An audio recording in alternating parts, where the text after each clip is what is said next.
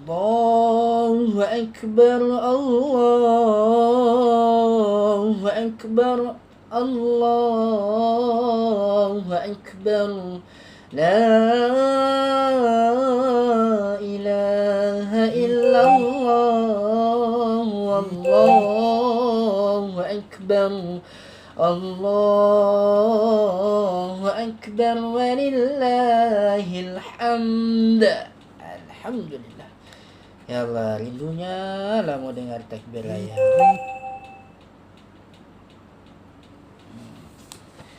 On sudah, on air. Assalamualaikum warahmatullahi taala wabarakatuh. Alhamdulillah, alhamdulillahi rabbil alamin, wassalatu wassalamu ala asyrafil anbiya'i wal mursalin wa ala alihi wa sahbihi ajma'in. Allahumma salli ala sayyidina Muhammad wa ala alihi wa sahbihi wa barik wa sallim, amma ba'd. Alhamdulillah, segala puji dan syukur kita panjangkan kehadirat Allah Subhanahu wa taala di atas segala limpahan rahmat dan kurnianya serta peluang yang Allah berikan kepada kita pada hari ini untuk meneruskan kehidupan kita sebagai hamba Allah, untuk mendekatkan diri serta mempertingkatkan amal kita kepada Allah Subhanahu wa taala.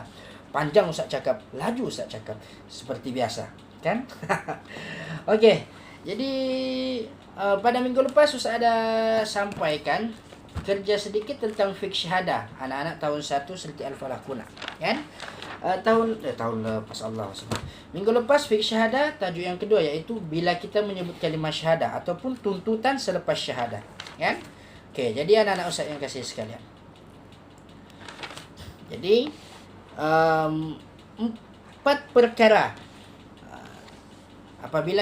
bila sahaja waktu-waktu untuk kita menyebutkan kalimah syahadah.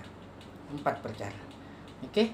Jadi seperti mana kata Allah Subhanahu wa taala di dalam Quran, a'udzu billahi minasyaitonir rajim. Innad dina 'indallahil Islam. Surah Ali Imran ayat 19. Maksudnya sesungguhnya agama yang benar dan diridhai di sisi Allah ialah Islam. Tiada lain agama yang benar dan diridhai Allah melainkan agama Islam, bukan agama Buddha, bukan agama Kristian, bukan agama Yahudi, tetapi Islam.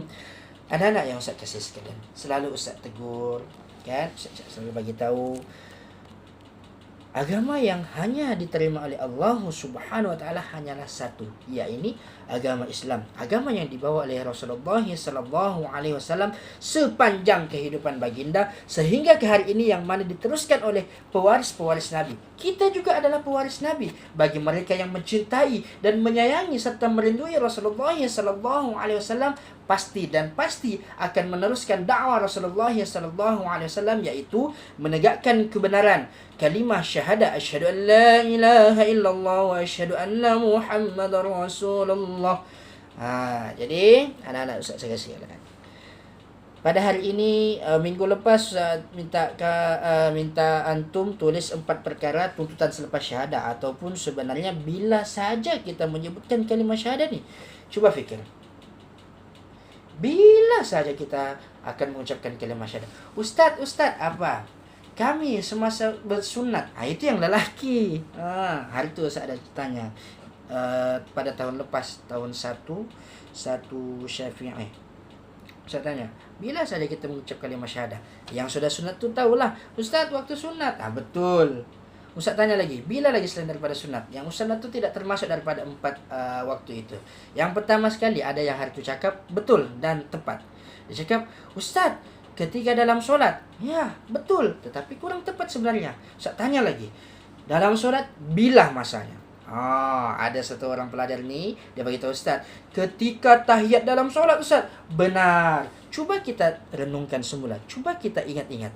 Ketika dalam solat, kalau solat subuh pada rakaat yang kedua. Kan? Kita tahiyat. At-tahiyatul mubarakatus salawatut thayyibatu lillah. Assalamu alayka ayyuhan nabiyyu wa rahmatullahi wa barakatuh. Assalamu alayna wa ala ibadillahi as-salihin. Asyhadu an la ilaha illallah wa asyhadu anna Muhammadar Rasulullah. Itu dia kalimat syahadah ketika tahiyat dalam solat. Itu yang pertama. Kan? Betul. Waktu untuk kita mengucapkan kalimat syahadah pada ketika saat kita tahiyat dalam solat. Betul. Yang keduanya bilang, Ustaz, ana hari tu pernah dengar ibu ana bagi tahu bila kalimat syahadah kita sebutkan. Bila? Ustaz teka ya. Ana akan buat lagu-lagunya. Woi, Ustaz terkejut lah kan. Allahu Akbar, Allahu Akbar. Ustaz beritahu, bukan kalimah syahadah, itu namanya takbir. Sabar Ustaz. Disambung.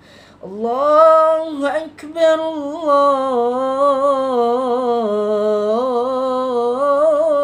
Akbar. Ustaz beritahu lagi, itu masih takbir.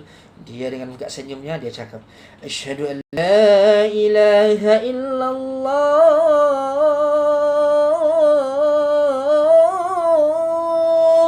Ustaz pun, wah betul lah. Sudah sambung lah. Asyhadu an la ilaha illallah. Ustaz beritahu, itu kalimat syahadah yang pertama saja. Yang keduanya mana?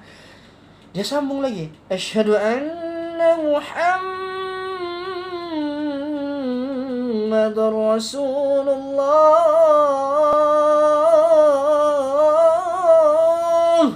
Lepas Ustaz dengar tu, Ustaz cakap, okey, cukup sampai situ saja. Jadi sebenarnya yang kamu sebutkan tadi, kamu alunkan tadi, kamu melodikan tadi itu apa? Apa namanya? Dia beritahu, Ustaz, apa? Oh, Ustaz pun apa? Dia cakap, itu namanya azan Ustaz. Betul, ketika azan. Pandai. Yang pertama tadi kita bagi tahu, bilakah waktu kita mengucap dua kalimat syahadah? Ya, ini pada waktu tahiyat dalam solat. Kan yang pertama. Yang keduanya ketika azan. Apabila muazzin ataupun Bilal akan mengalunkan suara azannya dengan sangat lantang dan cukup merdu dengan dua kalimat syahadahnya itu. Yang ketiga, bila. Bila. Ada yang hari itu bagi tahu Ustaz, ana baca kan lain bunyinya. Tahun lalu lah, bukan tahun ini. Tapi pada minggu lepas Ustaz ada pesan dengan anak-anak sedikit sekalian untuk tulis, bilakah waktu kita mengucapkan kalimat syahadah. Yang ketiganya adalah ketika saat kematian, bukan sangat kematian, saat kematian. Di sini ada kesilapan teknikal. Dalam buku ni dia tulis itu huruf nga, bukan huruf ain. Sedangkan sebenarnya huruf ain lah, maksudnya ketika saat kematian. Ustaz, betulkah kalau orang mati dia mengucap kalimat syahadah? Orang mati mana boleh bercakap? Maksudnya di sini ketika orang nazak, maksudnya orang yang mau meninggal sudah tuh, yang nyawanya itu kan yang di ujung tanduk sudah. Ujung tanduk nyawanya itu sedang ditarik oleh malaikat Israel. Jadi kita ini orang yang berada di tepinya, di sampingnya, kita harus membimbing orang yang sedang nazak itu dengan bisikan La ilaha illallah Muhammadur Rasulullah, ataupun asyhadu an la ilaha illallah wa asyhadu anna Muhammadar Rasulullah. Tuh. Kita bimbing, kita ajak orang yang sedang nazak itu untuk mengucapkan dua kalimat syahadah agar ketika ditarik dia meninggal dalam keadaan husnul khotimah. Dia meninggal dalam keadaan yang suci murni, dia meninggal dalam keadaan Islam, bukan keadaan yang kafir. Itu waktu yang ketiga bila kita mengucapkan kalimat syahadah. Dan yang keempat, yakni yang terakhir untuk taraf kamu, yaitu ketika memeluk Islam. Ustaz, macam mana peluk Islam? Kita tulis Islam pasal peluk kah? Bukanlah, peluk, bukan. Maksudnya, tahu kan, hari tu ada yang cakap agama Kristian, Yahudi, agama lain, apabila mereka masuk agama Islam, mereka ubah haluan hidup mereka untuk memegang kepada prinsip agama Islam, maka itu yang dinamakan sebagai memeluk agama Islam ataupun mu'allaf. Jadi mereka kena mengucapkan dua kalimat syahadah, kerana dua kalimat syahadah ini adalah sumpah bagi mereka yang memegang agama Islam. Kenapa? Dalam dua kalimat syahadah itu dia mengatakan, aku bersaksi bahawa tiada Tuhan melainkan Allah, dan aku bersaksi bahawa Nabi Muhammad pesuruh Allah. Itu adalah sumpah kepada diri kita setiap yang bergelar manusia. Jadi ini adalah 4 perkara waktu yang kita menyebutkan kalimat syahadah. Yang pertama tadi ketika tahiyat dalam solat. Yang kedua ketika adzan. Dan yang ketiga ketika saat kematian. Dan yang keempat ketika memeluk Islam. Jadi Ustaz minta buka semula buku yang kamu tulis pada minggu lepas dan baca, serta cuba hafal dan bersoal jawab dengan ibu bapa antum tentang empat waktu kita dianjurkan menyebutkan kalimat syahadah ini, ya. Seperti mana pemerintah kita telah pesan, stay at home, be safe. Begitulah. Kan?